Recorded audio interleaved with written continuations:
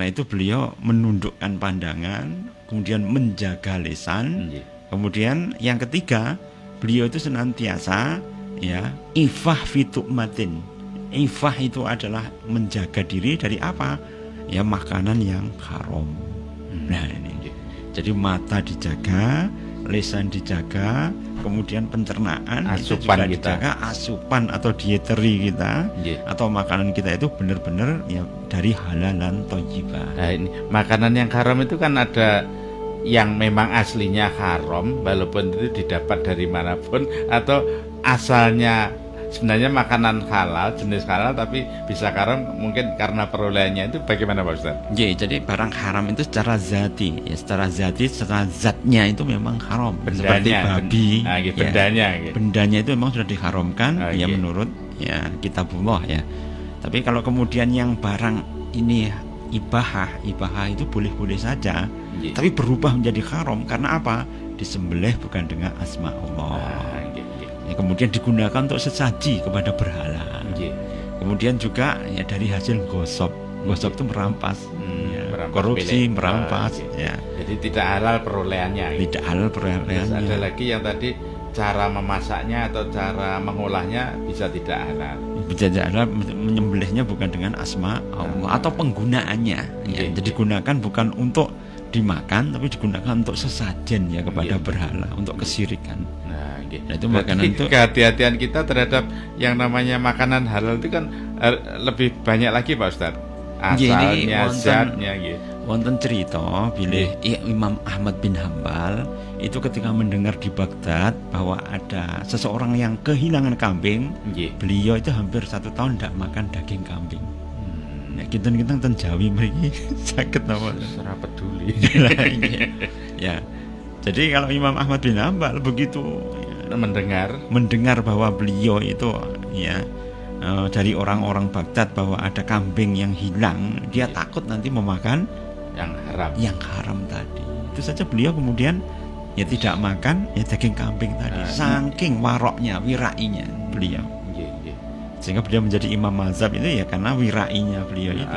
Hati-hatinya luar biasa dan menyiasati, menyikapi dengan real gitu.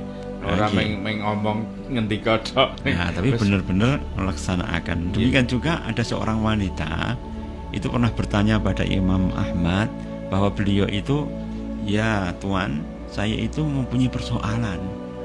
Saya itu seorang penjahit, ya membuat baju.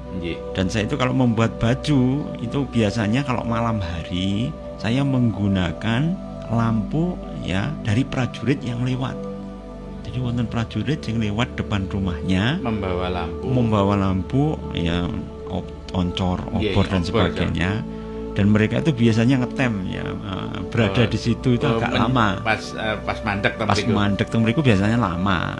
Nah saya itu kemudian ya mengerjakan baju itu sampai selesai dan cepat sekali karena dibantu oleh sinar tadi. Tapi si prajurit tadi orang legewo, tidak nyono lah itu dipergunakan. Iya, tidak nyono sama sekali.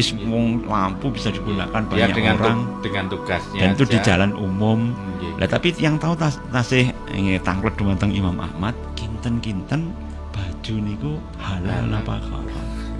Mestinya tidak usah ditanya. Ya, ini kalau dalam perjalanan kehidupan sekarang ini Pak Ustadz ya yang penuh pragmatis, hedonis ya. Ndak ngrugekne sapa-sapa. Nah, itu kan enggak ngrugekne sapa, tapi ini ditanyakan. Karena apa? Wujud daripada ya ihzar. Ihzar itu apa? Hati-hati. Ya karena itu ronggo wasito supaya gak melok edan, maka kita harus ya eling lan waspada. Eling itu ihzar tadi. Berusaha untuk waspada, manunggaling rasa, karsa sampai cipta, supaya kemudian kita itu mempunyai kekuatan untuk mujahadah. Ya berusaha untuk kembali kepada jalan benar. Molet menuju jalan yang benar itu abot, Pak. Ya karena kadang-kadang molet itu kalau kejangon ya iso kram barang loh. Iso kecedet ya karena itu kalau orang itu mau molet atau berubah posisi ya itu harus kemudian juga dipersiapkan.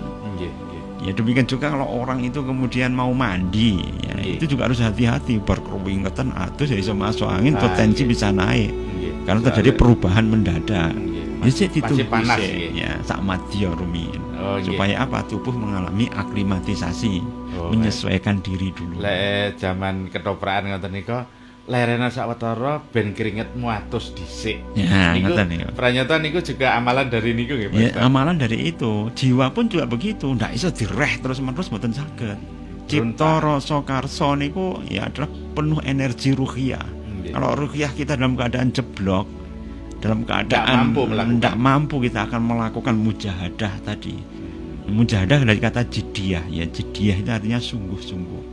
Tidak main-main. Tidak main-main. Jadi memang benar-benar harus dilaksanakan dengan suratul istijabah. Surah itu cepat, ya istijabah itu langsung mengkabulkan apa-apa yang dituntut ya dari nilai-nilai yang sudah kita sepakati tadi.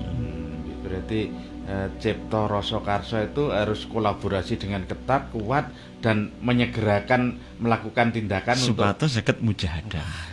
Tidak mudah tapi bisa.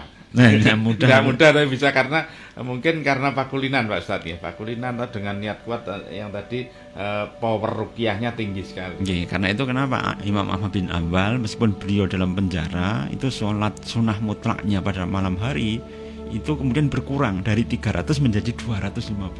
200 itu sudah berkurang. Ya, sudah berkurang ini. Kalau kita membayangkan kita sholat tahajud cuma 8 rakaat dengan 3 witir saja. Ngono kudu cerita kancane.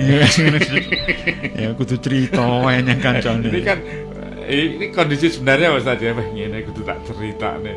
Monggo imam-imam kuat itu sampai wis ndak kena dihitung. Itu kalau siang beliau disiksa ya oleh rejim yang menghukum itu ya Raja Abbasiyah pada waktu itu. Dan itu di 4 generasi raja itu beliau. Tetap ditahan di situ. Ditahan di situ, dipetuti setiap siang. Malam harinya dijarni dan beliau malam hari itu diibadah. Gak ngrasane loro. Ya, ini menunjukkan bahwa beliau benar-benar luar biasa. Jadi ya, jangan dikatakan bahwa para imam itu cuma berfatwa tok, tapi beliau ngelakoni juga. Lakoni yang banyak yang tidak enak. Demikian juga Imam Syafi'i pernah dituduh ya beliau itu membela ya Rafidhah ya karena beliau memang ahlul bait keturunannya Rasulullah. Lalu itu pernah beliau itu dihinakan ya digiring itu ya dari satu kota ke kota lain tuh sambil kemudian dilok-lok nih gitu. Bayangkan Imam Syafi'i dicaci maki. Ya dirangket ya kemudian ya dieret-eret di tempat terbuka kemudian dielek-elek di tengah jalan. Tapi dasare mutiara, dasaripun emas. Nek memang emas ya tetap emas, buat dielek-elek ini ya tetap buat kayak bledhokan ya panggah berharga. Ya panggah berharga ya. Karena itu ya cobaan dari para imam ya dari Imam Syafi'i, Imam Ahmad bin Hambal, ya, bahkan Imam Malik. Imam Malik itu kekayaannya beliau itu ada saudagar yang sukses. Kekayaannya itu hampir menyawangi presiden pada saat itu. Abu Ja'far Al-Mansur itu khalifah ya atau pemimpinnya malah lebih kaya Imam Malik ya. Bahkan beliau ketika diangkat menjadi qadhi atau menjadi pejabat tidak mau ya beliau itu disiksa sampai ya, sehingga akhirnya beliau itu ya ditarik kuda itu tangannya sehingga akhirnya beliau itu pada saat-saat terakhir ya beliau tidak bisa ya takbiratul ihram itu ya secara sempurna dan kalau kemudian harus mendekap karena beliau ini tangannya dua-duanya itu kepleh popes maka beliau itu kalau Allahu Akbar tangannya diletakkan di samping. Itu yang nah sederek kita yang saking Libya, Afrika Utara, kemudian juga dari sebagian Mesir. Ya itu biasanya karena mereka mengikuti mazhab Maliki, maka mereka ketika mengambil dalil itu dari fatwanya yang terakhir Imam Malik, maka Allahu Akbar itu sumende dumateng sisi badannya tidak sedaga walaupun tidak pepes ya. Walaupun tidak pepes ya. Berarti kronologi sejarah itu memang harus kita pelajari. Harus dipelajari ya kalau salusul lagi.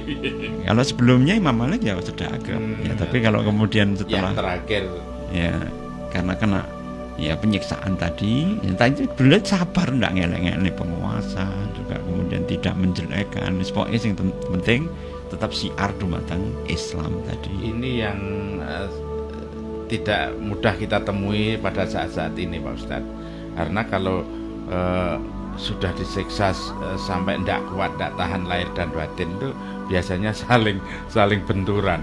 Tapi kalau para imam itu kan nampaknya benar-benar Mas Yong ini tetap kuat menyiarkan Islam itu tidak pernah berhenti Pak Ustadz. Ya. pramila menika nek tiyang kados ngoten biasanya banyak akan diikuti oleh orang.